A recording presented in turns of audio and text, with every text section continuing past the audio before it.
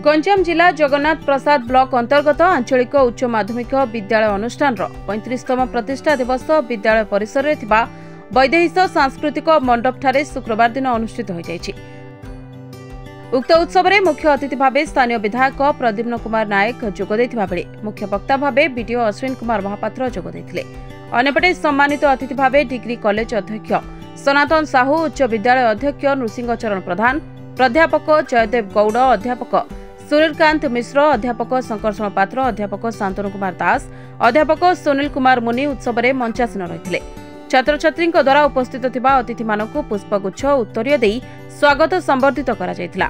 आंचलिक उच्च माध्यमिक विद्यालय 35 वर्ष पूर्ति अनुभूति को अध्यक्ष श्री प्रधान बखाणीथिले।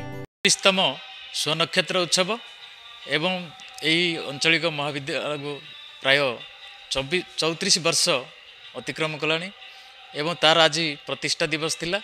यही उत्सव में माननीय विधायक भंजनगर श्रीजुक्त प्रद्युम्न कुमार नायक सी मुख्य अतिथि रूप जोग देइथिले एवं मान्यगण्य व्यक्ति अंचलर पुरातन छात्र छात्री एवं विज्ञ व्यक्तिगण जोगदे आमर कार्यक्रम को साफल्यमंडित कले।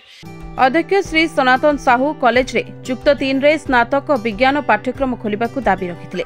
कॉलेज रो उन्नयनमूलक कार्य और अधूरा रहितबा कार्यर समाधान पाई माननीय विधायक श्री नायक प्रतिश्रुति देथिले। कार्यक्रम को अध्यापक श्री मिश्र धन्यवाद अर्पण करथिबा बेले आम आंचलिक महाविद्यालय और डिग्री कॉलेज तरफ आयोजित 35तम स्वर्णक्षेत्र दिवस रे मु सम्मानित अतिथि भाव में मंचासीन होई आमर मुख्य अतिथि प्रिय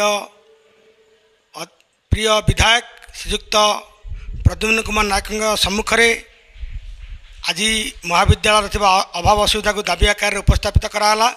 से मुख्य दाबी है यही डिग्री कॉलेज रे विद्यालय समस्त कर्मचारी और छात्र छात्री माने कार्यक्रम को सहयोग करथिले।